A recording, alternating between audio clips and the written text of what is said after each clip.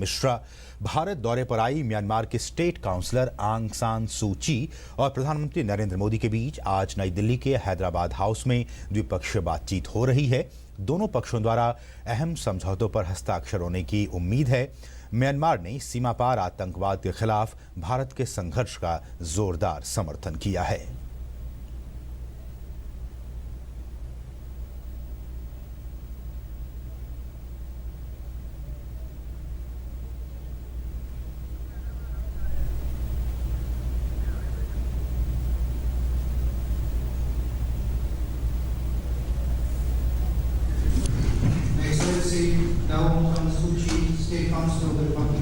और ये सीधी तस्वीरें हैदराबाद हाउस से जहां दोनों ही नेता मौजूद। I welcome you to today's ceremony where 3 documents will be exchanged. The first is an MOU between the Financial Regulatory Department of Myanmar and the Insurance Institute of India for designing an academic and professional building program for the insurance industry of Myanmar. This will be exchanged on the Myanmar side by U Cho Thin, Minister of State for Foreign Affairs, and on the Indian side by Shri P. Venugopal, Secretary General, Insurance Institute of India. May I request the 2 dignitaries to step forward and exchange the agreements.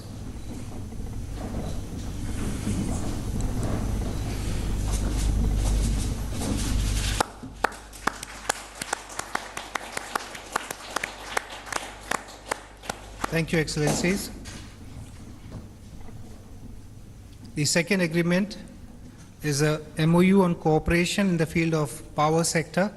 This will be exchanged on the Myanmar side by His Excellency the Minister of State for Foreign Affairs, U Cho Thin, and on the Indian side by Shri P. K. Pujari, Secretary, Ministry of Power.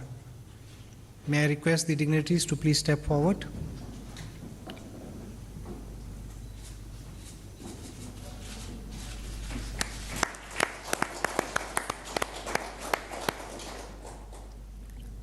Excellencies, the third and final agreement to be exchanged today is an MOU on banking supervision between the Reserve Bank of India and the Central Bank of Myanmar, to be exchanged on the Myanmar side by the Minister of State for Foreign Affairs, U Cho Thin, and on the Indian side by the Deputy Governor of the Reserve Bank of India, Shri S.S. Mundra.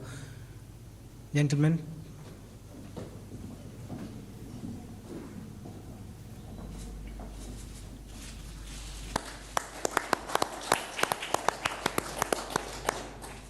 Excellencies, this concludes the exchange of agreement ceremony. Thank you. I will now invite my colleague spokesperson of the Ministry of Foreign Affairs to take the proceedings forward.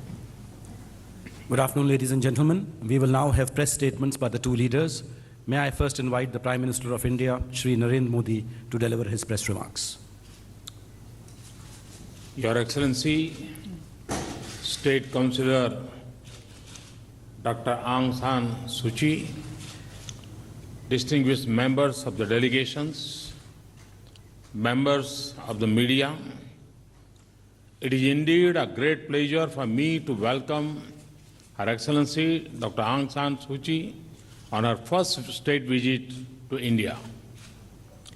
Excellency, you are no stranger to the people of India.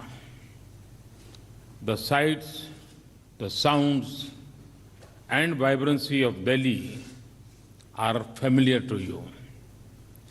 Welcome back, Excellency, to your second home. Excellency, you are an iconic leader. Your clear vision, mature leadership, struggle, and eventually success in establishing democracy in Myanmar has inspired people across the world. It is indeed an honor for us to receive you in India.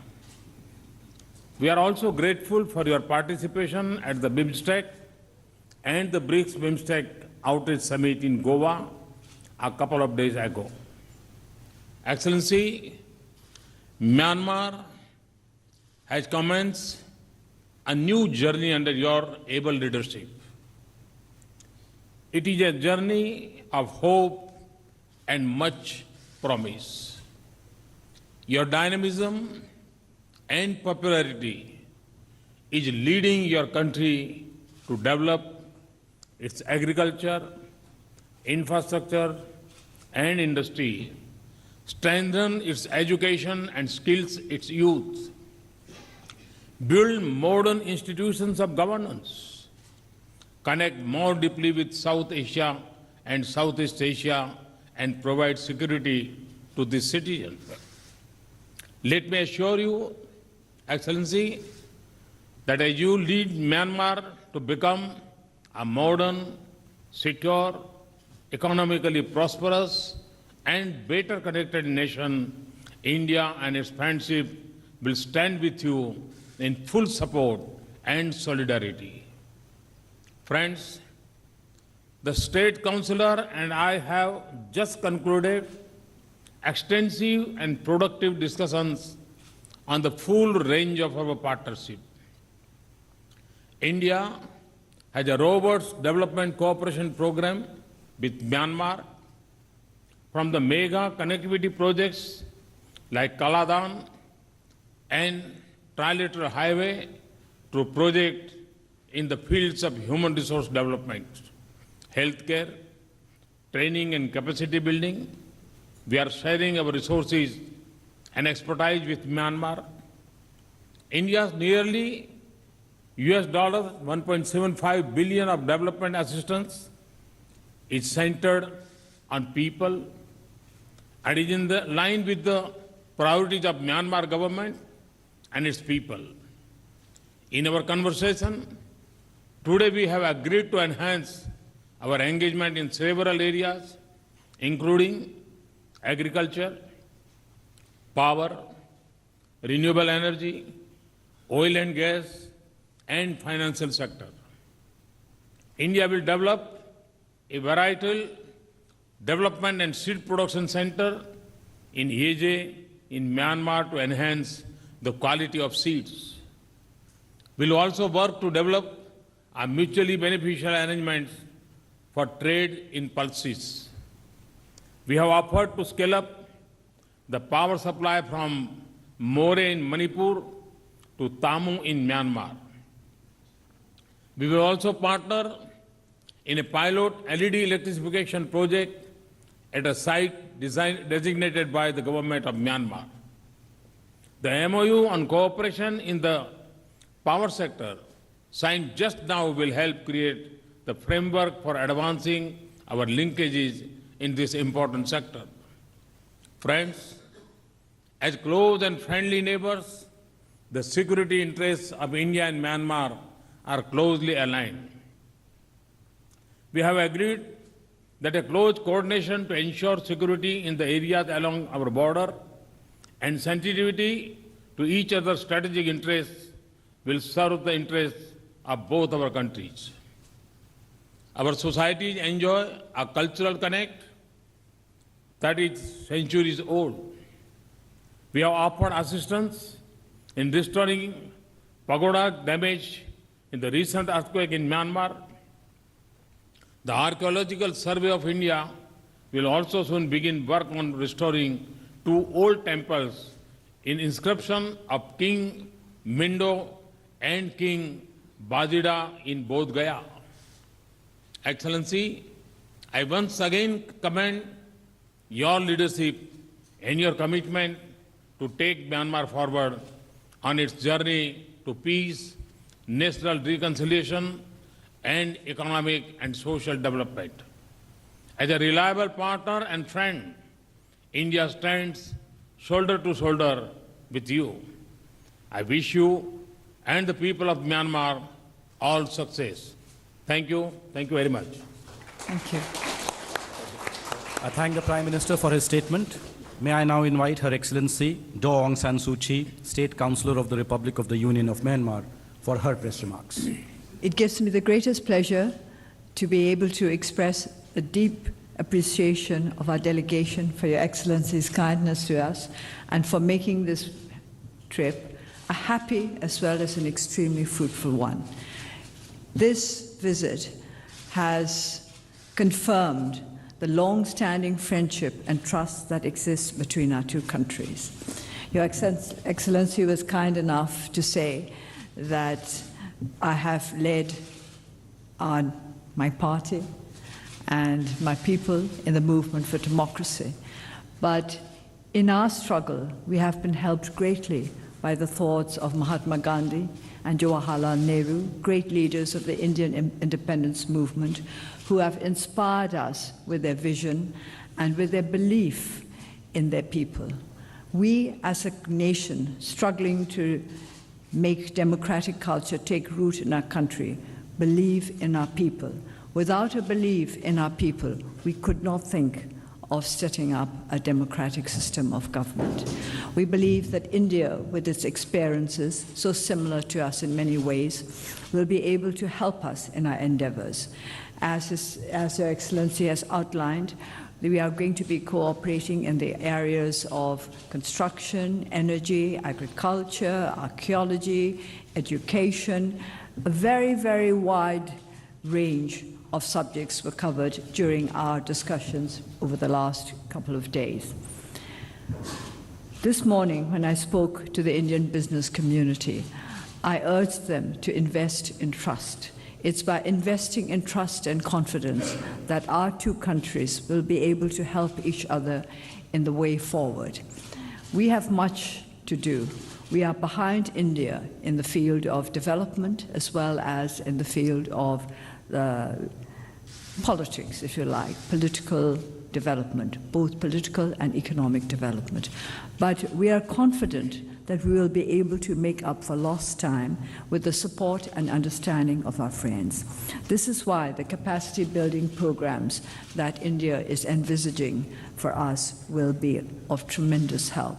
This will move us forward from a position where we are almost behind all the other South Asian countries to the position we used to hold at one time when we were the first country in Southeast Asia, the country most likely to succeed, as we were then termed. Things change, life changes unexpectedly, but with good friends and with commitment and endeavor on our side, we hope to make up for lost time and to work together to establish not just friendship between our two countries, but peace and stability in our region and beyond. This is our ambition, to bring peace and stability to our country and to regions beyond, because we have suffered from lack of peace and stability for many decades, and we would not wish such a situation on any other nation in the world. India has been most understanding of our needs, and we believe that this understanding will only increase with time, because it is our intention to engage more closely together, to depend on each other for our needs, the needs that are the needs of the world at large, the need to make sure that our people have material progress at the same time as they build up their spiritual resources, for which India is so famous, and which I believe is an extremely valuable resource. Burma has often been congratulated for the abundance of its natural resources, but we have always said that the most precious resource is the human one. It's our people who are most important. We will run out of natural resources in time, but our people should always be there to take our country forward. And this is why we look to India as a country made up of diverse ethnic peoples, diverse religions, diverse languages, and out of all that, you have managed to create a nation that presents a united front to the world, and that is capable of helping other nations to progress along the same democratic path. We've always admired India for being the greatest democracy in the world and for being able to maintain the system in spite of the many challenges that have raised their heads since independence. We too have many challenges to face, but we are confident that these challenges can be overcome because our people are determined to overcome them. We are building up a very young democracy, and India is helping us, especially with the capacity building of our legislators as well as our civil servants. We need both. We need to build up the capacity of our legislators to make sure that rule of law is established firmly and fairly in our country. I must explain that rule of law in Burmese, in Myanmar, translates as rule of just laws. It's not just any law, just laws, we say, a rule of just laws, and this is what we want. In order to have just laws, we need a legislature that has the capacity to make sure that our laws are just. And for this also, we looked to the experience of the Lok Sabha and other legislative bodies in this land. Apart from just laws, we need the implementation of these laws, which means capacity building for our police force, and this is another area in which India is very kindly helping us and which we appreciate greatly. So with the rule of just laws in our country, we can go forward to establish a truly democratic federal union, which is the dream of all our peoples, all our ethnic nationalities. We have been trying to bring peace to our country for many decades. We hope that the time has come for us to be able to say, we have made it, we have made the breakthrough, we are now firmly set on the path to a union that will be a union for as long as the world endures. And in this too, we looked to India with its experience of federalism to teach us how we may best bring all our peoples into the process, to be part of our search for peace, stability, and a strong, enduring federal union. Once again, I would like to thank His Excellency and also to take the opportunity of thanking the President of India for inviting us to be guests at his residence, Rashtrapati Bhavan. This is a signal honor done to us, and we cannot but appreciate it from the very depths of our hearts. Thank you. I thank the two leaders for their statements. This concludes the joint press briefing. Thank you all.